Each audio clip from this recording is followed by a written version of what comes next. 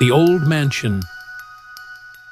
Down on Long Beach, that thin strip of sand stretching along the New Jersey coast, summer visitors might find themselves wandering over the sand dunes just across the bay from Manahawkin. There, amongst the dunes, they might stumble upon charred timbers and the remains of crumbling chimneys. These are silent reminders of a time long past, when a human dwelling once stood there. If a visitor's curiosity is piqued enough to ask the weathered old fisherman who sails them on their fishing trips, they'll learn that these relics mark the site of one of the first summer hotels built on the Jersey shore. That's where the old mansion stood, the fisherman will tell you, whether it's Captain Nate, Captain Sam, or whoever else happens to be your guide. But if you're lucky enough to have Captain Jim as your guide, you'll hear a story that will make the long wait for a fish bite feel a lot shorter. I was lucky enough to have Captain Jim as my teacher last summer when I was learning to fish. His stories and memories about Long Beach were some of the best parts of my 2 weeks there. Captain Jim wasn't a big talker. Most of the baymen aren't. They're a strong, independent group of people, full of common sense, but with a firm belief in the supernatural, something that seems to be a part of living by the sea. The old mansion, Captain Jim said, or the Mansion of Health as it was called, was built way back in 1822. At least that's what my father told me. Before that, there was a tavern nearby run by a man named Cranmer. People used to travel all the way from Philadelphia by stagecoach, a 60-mile journey through the pine forests to Manahawkin, and then cross the bay by boat. Some would stay at Cranmer's, while others continued down the beach to Homer's, which was located near the inlet. Finally, some wealthy folks decided they wanted better accommodations than Cranmer's tavern offered, so they formed the Great Swamp Long Beach Company and built the Mansion of Health. I've heard that when it was built, it was the biggest hotel on the coast, a real wonder. It was 120 feet long, 3 stories high, and had a porch that ran all the way around it with a balcony on top. It was quite a sight back then. My father often told stories about the stagecoaches full of happy people, each pulled by 4 horses, that would rattle into Manahawkin, sometimes 4 or 5 a day in the summer. Lots of people would even come in their own carriages and leave them on the mainland until they were ready to go home. Those were lively times at the old mansion, and good times for everyone along the shore. "How long did the old mansion flourish, Captain?" I asked. "Well, for 25 or 30 years, people came every summer. Then they built a railroad to Cape May, and that, along with the ghosts, brought an end to the Mansion of Health." "What do you mean by the ghosts?" I asked, confused. "Well, you see," said Captain Jim, cutting off a piece of his chewing tobacco, "the story spread that the old house was haunted. People claimed to see strange things and hear strange noises that no one could explain. Pretty soon, the place got a bad reputation, and so few visitors came that it wasn't worth keeping open anymore." "But how did it get the reputation for being haunted, Captain Jim?" I pressed, eager to hear more of this story. "Well, it went like this," Captain Jim continued, his voice rough like the sea itself. "Maybe you've heard the story of the Powhatan, wrecked on this very beach back in the early 50s. Every soul on board perished. It was an immigrant ship, carrying over 400 people, passengers and crew. She ran aground during a terrible storm in September, the kind that happens around the equinox. There were no life-saving stations back then, and everyone drowned. You can see their long graves in the Manahawkin churchyard where they were buried after they washed ashore. They put them in 3 long trenches that stretched across the entire graveyard. The only people on the beach that night were the man who took care of the old mansion and his family. His son-in-law lived with them too.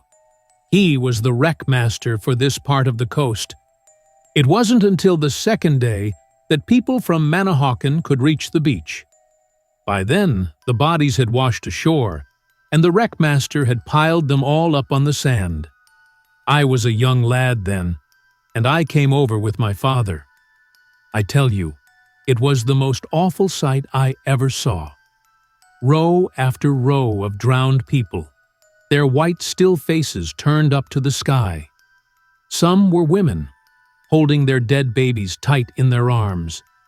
Others were husbands and wives, their bodies locked together in a death embrace. I'll never forget that sight, as long as I live. Well, when the coroner arrived, he started asking if any money or valuables had been found. But the wreckmaster swore that not a single coin had washed ashore. People thought this was strange, as the emigrants were mostly wealthy Germans who were known to have brought a lot of money with them. But they figured it must have gone down with the ship. The poor emigrants were given a pauper's burial, and people started to forget their suspicions. But then, 3 or 4 months later, another storm hit, and the sea crashed over the beach, right below the old mansion, washing away the sand. Early the next morning, 2 men from Manahawkin sailed across the bay and landed on the beach. They walked across the hard bottom where the sea had washed over, and when they were about halfway from the bay, one of them spotted something strange next to the stump of an old cedar tree. He called his friend over, and they went closer to the stump. What they found was a pile of leather money belts, enough to fill a wheelbarrow. They had been buried in the sand close to the old stump, and the sea had washed away the sand covering them. Every single one of them was cut open and empty. The men didn't go any further. They loaded the belts into their boats and sailed back to Manahawkin as fast as the wind would carry them. Of course, this caused a big stir. Everyone was sure that the wreckmaster had robbed the bodies, if not done something even worse, but there was no way to prove it. Nothing was done. The wreckmaster didn't stay around long after that, though. The people made it too uncomfortable for him, so he and his family left for the south. They said he bought a big plantation and a lot of slaves.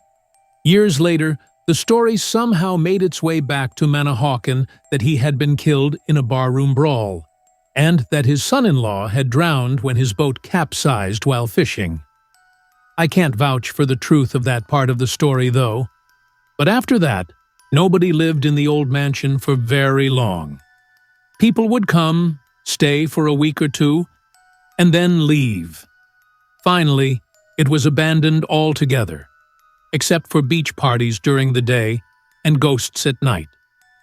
"But, Captain, you don't really believe the ghost part, do you?" I asked, trying to sound skeptical.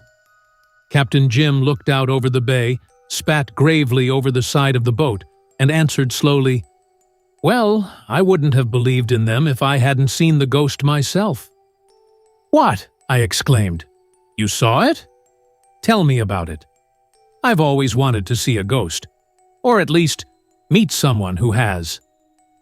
"It was one August, around 1861, Captain Jim said, his voice taking on a somber tone. "I was a young lad then, and I was out on the beach with half a dozen other boys, cutting salt hay. We didn't go home at night. We cooked our own meals in the old mansion's kitchen and slept on piles of hay upstairs. We were a wild bunch, and we figured no ghost could scare us. It was a clear night, with a big, full moon making everything as bright as day. The mosquitoes were pretty bad, though, so it was easier to stay awake than go to sleep. Around midnight, 2 other boys and I went out onto the old balcony and started running around the house, yelling and chasing each other. We did this for about half an hour, but then we decided we should try to get some sleep, so we headed back towards the window of the room where the others were. This window was near one end of the house, on the ocean side. As I rounded the corner, I stopped dead in my tracks, my hair standing on end. Right there, in front of that window, stood a woman looking out over the sea. She was holding a small child in her arms. I saw her as clearly as I see you now. It felt like she stood there for an hour, but I guess it was only a second before she vanished. When I could finally move again, I looked around for the other boys. They were standing there, frozen with fear. They had seen the woman too. We didn't say much, and we didn't sleep much that night. The next night, we slept on the beach. The rest of the guys made fun of us, but we had enough of ghosts for a lifetime. I never stepped foot inside that old house again. "When did it burn down, Captain?" I asked, noticing Jim had fallen silent. "Around 25 years ago," he replied.